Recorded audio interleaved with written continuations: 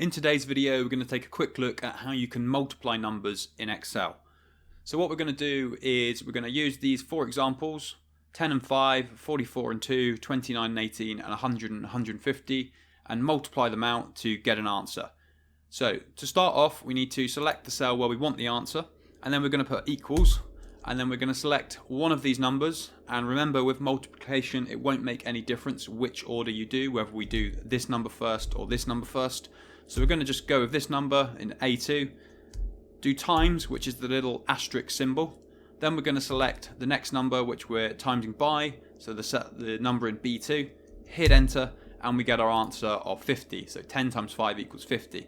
Now, we could keep entering this formula just like this.